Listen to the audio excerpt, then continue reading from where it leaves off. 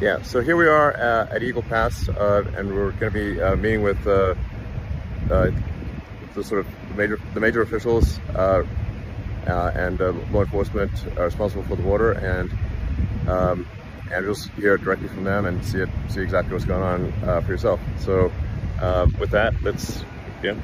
Yes, I'm Tony Gonzalez. I'm the local congressman here in the district. My district is 823 miles of the southern border, places like Eagle Pass, El Paso, Uvalde, Del Rio. We've been at the epicenter of this border crisis. What I really like to share is a lot of my sheriffs and local elected officials are being forgotten. Their stories aren't getting out. Some stories are, but a lot of stories aren't. The first person I'd like to hear from is Randy Brown, who is the sheriff of Medina County. It's about an hour away from, about 100 miles away from here. And Randy's behind us now. You want to come over here, Randy? And just the question I have is what's happening in your county? This is 100 miles away. And just imagine, like, you're just talking to America here, and people just want to understand exactly what's going on, but assume that people do not know what's going on.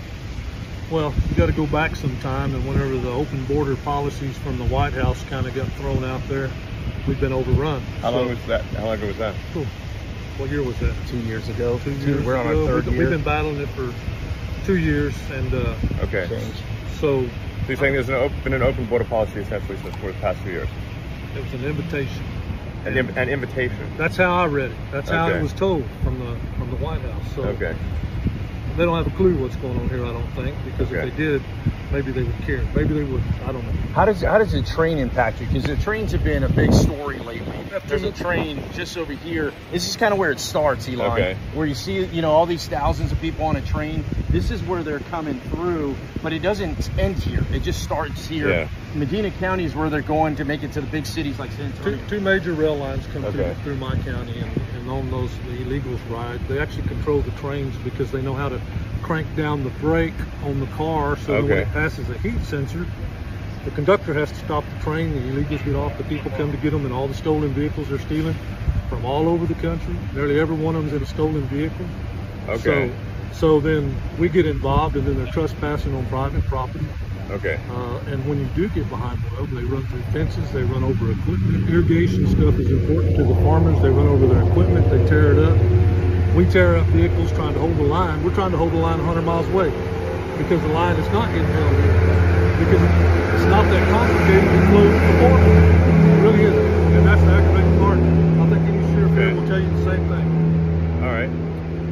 Well, and just again, just assume that this is really just for the general public, and so we want to just frame the situation because not everyone knows like the magnitude and like is this normal or is it like so just if you could just frame the situation for the general public, that would be helpful.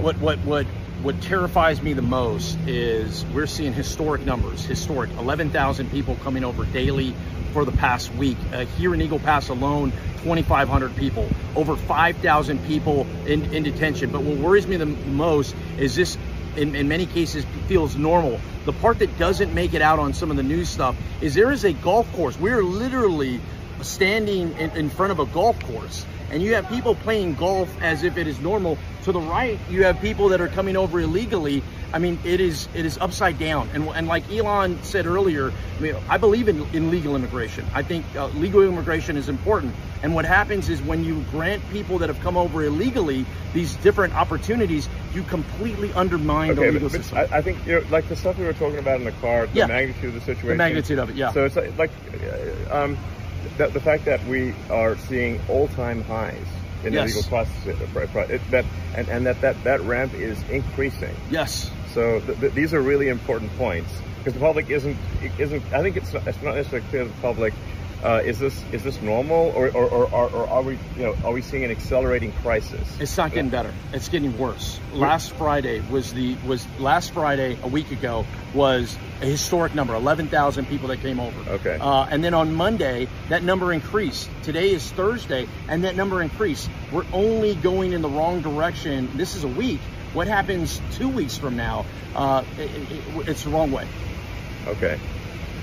So basically, we're seeing unprecedented, all-time highs, and increasing, and spreading. Yeah. It's not in just one area. It's not just like it's just one city or one town, and not even one state anymore.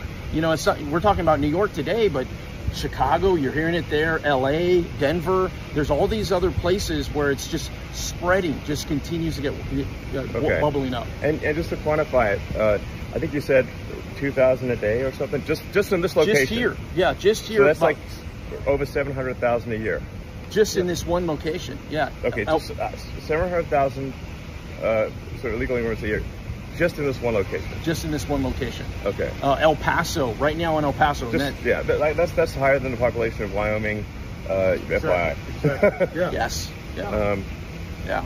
Okay, and that's just one location. What is the total number from all locations roughly? In the millions. I mean, it's literally millions, and those are just the folks that we know have engaged. What about all the others? That's just who was actually processed. Yes, the gotaways are the ones that you know. Yeah, so meaning that like the actual number is much higher. Much higher. Okay, that's very important for people to know. Yeah. That the actual number is much higher. Is official number something like 2 million or something? Where is it? It varies, and it depends on who you ask. But I've seen it as high as 2.6 million, and that number just every year for the past 3 years has almost doubled. You know, it was like 1.1, and then it's just doubling year after year. It's compounding year after year because it's not just one part of the world either.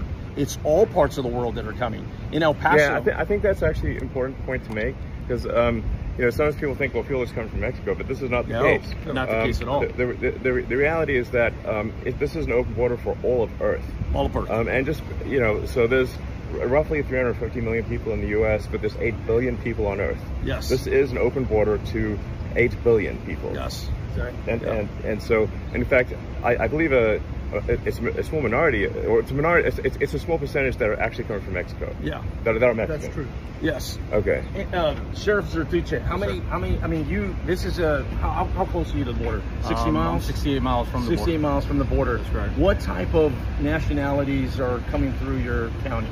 We're seeing anywhere from Honduras, El Salvador, I believe Ecuador, stuff like that. Even some Cubans. It's pretty much every country, right?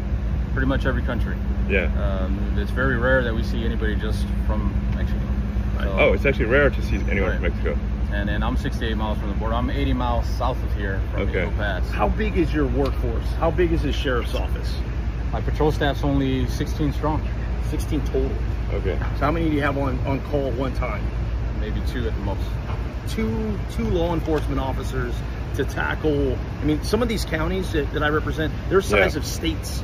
And they've got 2 or 3 people trying to tackle it all. This is where the local community just feel completely overwhelmed because Border Patrol agents used to be the front line, and now they're here. They're under the bridge. They're processing folks. So they're completely out of the game. So these law enforcement, the local law enforcement officers are carrying all the weight.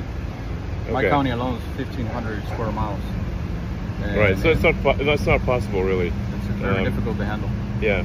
Okay. And so just it's worth going over a bunch of things that you mentioned to me, which is like there's almost no repatriation. Right. This is another thing that I found surprising. Basically, once somebody gets in, they're in. Yes. There's essentially there's in theory repatriation, in theory flying back. Yes. And I believe you talked to the president of Guatemala and asked him if would they take people back, and he said, of course. Yes, I said I'll take every single one of them. Yeah, no problem. No problem. All you got to do is ask call. us. Yeah. Ask, just call. The White House just needs to call. Exactly. Okay. And every White seems like that's like not a difficult thing. Elon, every White House has done that. Okay. Whether it was Trump, whether it was Obama, whether it was Clinton, whether it was Bush, every single White House has had a border issue, and every single one has had to handle it the same way. By essentially going, we can't let everybody in because it's going to overwhelm us. You're going to abide by the laws, and if you don't qualify for asylum, we're going to send you back. And as soon as you start doing that, it alleviates the stress. This administration hasn't done that yet. Okay, so and just so of the sort of roughly 2.5 million processed illegals, and then it's maybe as much as twice double that or something. I don't know. So, gotaways. Yeah. Call it like 4-ish million, maybe 5 million total processed and unprocessed. how many of the 4 or 5 million legal immigrants are sent back to their countries every year? I'll give you an example. Here in Del Rio sector is one of 9 sectors, okay? We're getting about 2,500 people coming over illegally a day. And we are repatriating or sending 0 back. Zero. Zero. Zero. So zero is quite a small number. Yeah, exactly. Okay, let's just literally 0. So basically there's no repatriation. What is happening is this is insane. What is happening is at best they will send people to other parts of the border. That's not back to where the country of origin. That's to Laredo or El Paso. Okay. In worst case scenario, and I want to bring in the mayor here, the worst case scenario is where they're at. You bubble to a point where there's nowhere else to send them. So what you end up doing is you release them into the street. Imagine what that does to your local community. This is the mayor of Eagle Pass. Welcome to Eagle Pass. Rolando Salinas, mayor of the city of Eagle Pass. And it's been a rough... Oh, a nice town. Oh, thank you. Thank you. Just FYI, in case people are wondering whether Eagle Pass is like a rundown town. It's actually really clean and nice, just FYI. Thank you so much. Yeah. You know, we're a city of 28,000 people, and we've had 19,000... Sorry, so maybe talk to the camera, I suppose. Eagle Pass is a city of 28,000 people. We've had over 19,000 people in the last about 10 days come in, so we don't have the resources. It's like, wait, more people are coming in by far, than it's exceeding the population of the town on a regular basis. Absolutely. We don't have the resources to control. When you talk about the hospital, absolutely. I think that's a piece that a lot of people are missing. Eagle Pass has 1 hospital. So you have thousands of people visiting this hospital. People are getting frustrated. The safety's taking a toll. People can't get medical care, our local constituents, because they're treating people that are coming in from other countries. There's only so many doctors. There's only so many doctors, only so much we could do. The thing is, they're coming in without consequence, and the word gets out back to the countries, hey, come to the U.S., come through Eagle Pass, come one, come all kind of situation. And it's disappointing that we don't have a reform where we can solve this issue. The other thing about this too, Elon, is it should not be a partisan issue. I get it. The politics in it are lucrative. Exactly. There's certainly a temptation to make it a partisan issue. 100%. Yeah. But this is across the board. I don't care if you're a D or an R, if you vote, don't vote, urban America, rural America, everybody's impacted the same way. When the crisis hits your town, it's like a hurricane. When a hurricane hits you, everybody gets washed out. Sure. And it's no different. So I think there's an opportunity here if we can message it in a manner of, this is about solutions. Hey, I get the finger pointing. It's easy to say why we got here. It's like, how do we just get out of here? And I think there are some real tangible solutions we can get. Okay, so I guess like the first part of this video, and I'll take a minute to upload it once this time, is just to frame the problem so that the American people understand the magnitude of the problem, how quickly it is growing, and that there is basically no solution currently being implemented. Yes. Okay, and just to understand, like when you're telling me like sometimes people coming through are they have gang tattoos and they have the tear tattoo on the part. Like I'm not sure maybe that everyone knows what tattooing a tear on your head on your face means. I visited. That's good. It's not good. It's not good. I visited. Just nonstop. I visited the facility here in Eagle Pass on Monday. And there was a guy that had face and neck tattoos, hand tattoos, and he had teardrops. And a teardrop is when you kill somebody. When you kill someone, and then you wear it as like a badge of pride. You're like actually happy that you killed someone, right? And you want people to know it, right? And when someone like that comes through and they say they're an asylum seeker, what do we do? So I'm in there, and I asked the Border Patrol chief. We're talking about basically a serial murderer. Because he has multiple serial murderer and proud of it. Yes. This is not somebody you want babysitting. No, subtle. No, not at all. Okay. And so when I asked the Border Patrol chief, I go, hey, what's up with this guy? Yeah. And he asked him in Spanish, he goes, hey, have you ever been arrested before? He goes, oh, of course not. And he's like, no, I've never been arrested. And so what the Border Patrol chief said, he goes, we do not have records from people from Venezuela. Sure. So we can't track, unless they were arrested in the United States, we really don't know who some of these actors are. Many people you'll see are fleeing poverty. I get that. Sure. But there are others that are fleeing, incarceration. Yes.